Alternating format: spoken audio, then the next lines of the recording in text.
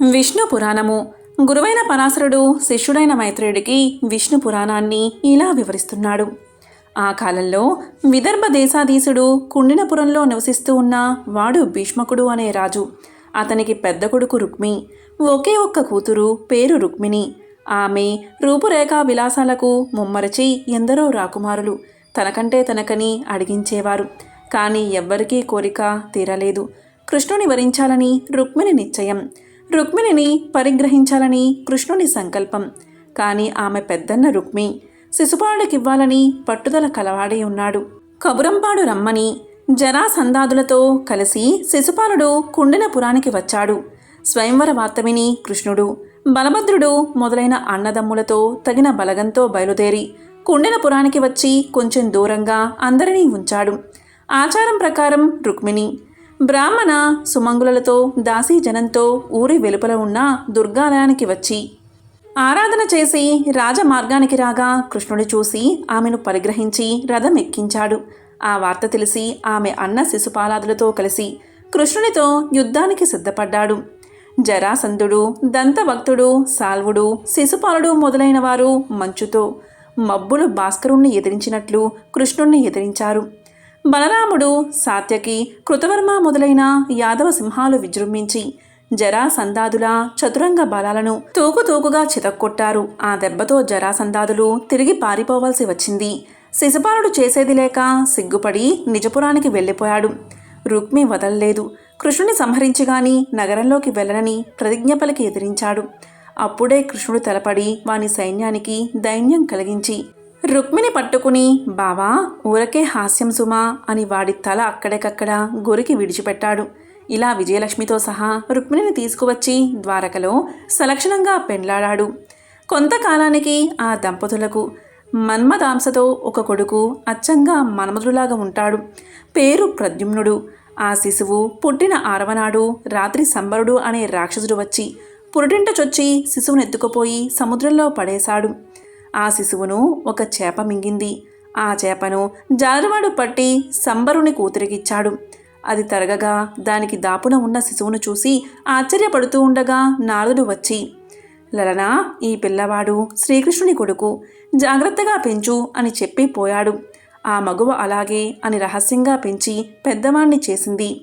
కాగా సంబరునికే విషయం తెలిసి పోరాడగా ప్రద్యుమ్నుడు ఆ రాక్షసుణ్ణి చీల్చి చెండాడాడు. అంతవరకు సంరక్షణ చేస్తున్న మహిళ మాయావతి ప్రద్యుమ్ని ద్వారకకు తీసుకువచ్చి అంతఃపురంలో ప్రవేశించింది. అక్కడ ఉన్న కాంతలందరూ ఆ సుందరాంగుణ్ణి చూసి ఆశ్చర్యపడుతూ, అలాగే మాయావతిని చూస్తూ ఎవరు వీరని అనుకుంటూ ఉండగా రుక్మిణి చూసి, ఎవరీ యువకుడు ఆనాడు శివుని కంటిమటకే మరణించిన మన్మధుడిలా పుట్టాడా? ఏ తల్లి కన్నదో ఈ నవ మన్మధుణ్ణి? నా కొడుకే బతికి ఉంటే ఈ వయసులోనే ఉంటాడు కదా అని విచారిస్తూ ఉండగా నారదుడు వచ్చాడు. అమ్మా, పుట్టిన 6వ నాటి రాత్రి సంబరుడు అనే రాక్షసుడు ఎత్తుకుపోయినా నీ కొడుకే ఈ యువకుడు అని ప్రద్యుమ్న వృత్తాంతం చెప్పాడు నారదుడు.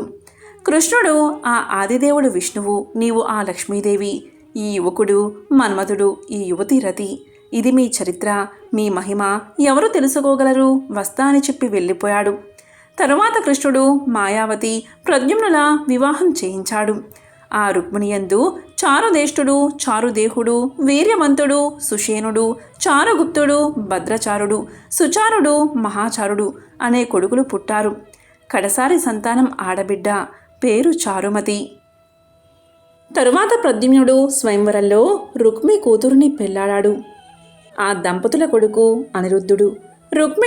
రుక్మి మనమరాలికి అనిరుద్ధుడికి వైభవంగా పెళ్లి చేయించింది. తరువాత ఒకనాడు ముఖ్యులైన దేవతలతో ఇంద్రుడు ఐరావతారూరుడై ద్వారకకు వచ్చాడు. ఇంద్రుడి రాక పుర రక్షకులచే తెలిసి కృష్ణుడు బలరామాదులతో వెళ్ళి ఎదుర్కొని ఆదరంగా తీసుకువచ్చి బంగారు గద్దెపై ఇంద్రుణ్ణి, సముచిత ఆసనాలపై మిగిలిన వేల్పులను ఆసీనులు చేసి ఆచారం ప్రకారం మర్యాద చేశాడు. ఇంద్రుడు ఆనందించి కృష్ణుణ్ణి అభినందించి అన్నాడు, దేవా, లోకాలకు క్షేమం కరుడవు, అలాగే భూలోకానికి క్షేమం కలిగించాలని యదువంశాన అవతరించిన వైకుంఠవాసుడువు. నీ దయచేయి కదా లోకాలు హాయిగా ఉంటాయి. దేవతలు సోమయాజులు యజ్ఞాంశలను అగ్నిముఖాన ఆరగిస్తూ ఉంటారు. ఆ అదృష్టం ప్రస్తుతం అంతరించుకుపోయింది. ఆ విషయం విన్నవిస్తున్నాను, ఆలోచించు. భూపుత్రుడు నరకాసురుడు తనలాంటి దుష్టదైత్యులతో ప్రాగ్జ్యోతిషం అనే నగరంలో ఉన్నాడు. లోకాలను రకరకాల దుష్టేష్టలచే ఏడిపిస్తున్నాడు. తానే యజ్ఞపురుషుడని, యజ్ఞభాగం తనకివ్వాలని శాసిస్తూ యజ్ఞాలు సాగకుండా చేస్తున్నాడు. అందమైన కన్య కంటపడితే ముందు వెనుక ఆలోచించక వెంటనే బలాత్కరించి ఎత్తుకుపోతున్నాడు. అలా ఎందరినో ఎత్తుకుపోయి భవనాలలో నిర్బంధించి ఉంచాడు. సిద్ధ సాధ్యాదులను కూడా అసాధ్యమైన పరాక్రమ ప్రభావంతో దిక్కు దిశ లేకుండా చేశాడు. జలానిచ్చే వరుణుని, తెల్లపట్టు గొడుగును, దివ్య రత్నమయమైన మందరగిరి శిఖరాన్ని, అమృతమూర్తులైన మా తల్లి కుండలాలను ఎత్తుకుపోయాడు. నా రాజ్యానికి ప్రధానమైన ఐరావతంను ఎత్తుకుపోవాలని చూస్తున్నాడట. దుష్ట నిగ్రహం శిష్టానుగ్రహం చేసేవాడివి కనుక నీకు తెలపవలసి వచ్చింది. దయచేసి వారి వలన ఇక లోకానికి ఎలాంటి ఉపద్రవం కలుగునట్టు చేయవలసింది అని విన్నవిస్తున్నాను అని అన్నాడు ఇంద్రుడు. అని అనగా కృష్ణుడు కనికరించి ఓదార్పుగా చూసి ఇంద్రుని చేయి తన చేత కావించి అన్నాడు, ఓ మహేంద్ర, మనసులో విచారానికి చోటివ్వకు. లోకాలన్నీ తోడువచ్చి రణరంగంలో ఆ దుష్ట రాక్షసుని సంహరిస్తాను. లోకాలకు వాడి వల్ల కలిగిన అగచాటు అంతతో అంతరిస్తాయి కనుక ధైర్యంగా ఉండు. వెళ్ళు అనగా ఇంద్రుడు ఆనందమూర్తి అయ్యాడు. వెంటనే కృష్ణుడు తలుచుకోగా గరుత్మంతుడు వచ్చి కృష్ణుని ముందు నిల్చున్నాడు. కృష్ణుడు సత్యభామతో గరుడావాహనారూఢై బయలుదేరాడు. ఇంద్రుడు ఐరావతారూఢై అనుసరించాడు. అందరూ ప్రాగ్జ్యోతిషపురం వెళ్లారు. ఇంద్రుడు కృష్ణునితో చెప్పి తన లోకానికి వెళ్ళిపోయాడు.